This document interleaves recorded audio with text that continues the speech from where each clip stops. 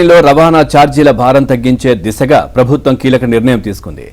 రాష్ట్ర వ్యాప్తంగా రవాణా ఛార్జీలు ఒకే విధంగా ఉండేలా ధరలను ఖరారు చేసింది. ఈ మేరకు గనుల శాఖ ముఖ్య కార్యదర్శి ముఖేష్ కుమార్ మీనా ఉత్తర్వులు జారీ చేశారు.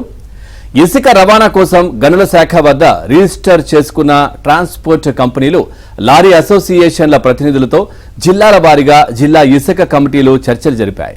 ఈ సందర్భంగా అవి ఇచ్చిన సూచనల మేరకు రవాణా ఛార్జీలను ఖరారు చేసినట్లు గనుల శాఖ తెలిపింది. ఇసుక సరఫరా చేసే స్టాక్ పాయింట్ల నుంచి డెలివరీ చేసే వరకు ఉండే దూరాన్ని ప్రామాణికంగా తీసుకుని ధరలను నిర్ణయించారు.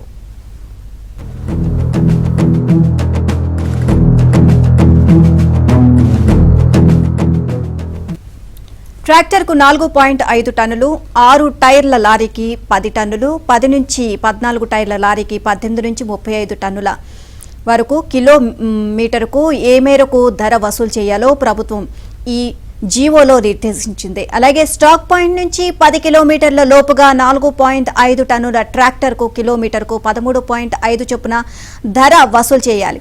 ఇక 6 టైర్ల లారీకి 10 టన్నులకు గాను కిలోమీటర్కు 10.7, 10 నుంచి 14 టైర్ల లారీకి 18 నుంచి 35 టన్నుల లారీకి 9.4 రూపాయల చొప్పున ధర నిర్ణయించారు.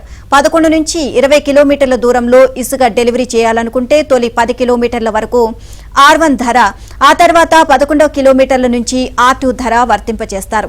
ఇలా కిలోమీటర్ చొప్పున ధరలను ఖరారు చేశారు. రాష్ట్రమంతటా ఇవే ధరలను అమలు చేసేలా చర్యలు తీసుకోవాలని గనుల శాఖ కమిషనర్కు ఆదేశించారు.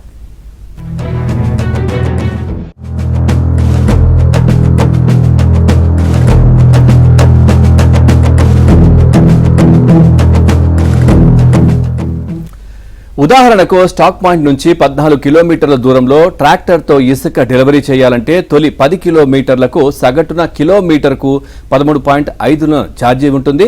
ఆ తర్వాత 11వ కిలోమీటర్ల నుంచి 12.8 చొప్పున ధర వసూలు చేస్తారు. ఆ పైన 4 కిలోమీటర్ల దూరానికి 12.8 చొప్పున 51.2 ఛార్జీ ఉంటుంది. ఇలా మొత్తం 14 కిలోమీటర్ల దూరానికి 186.2 వసూలు చేస్తారు.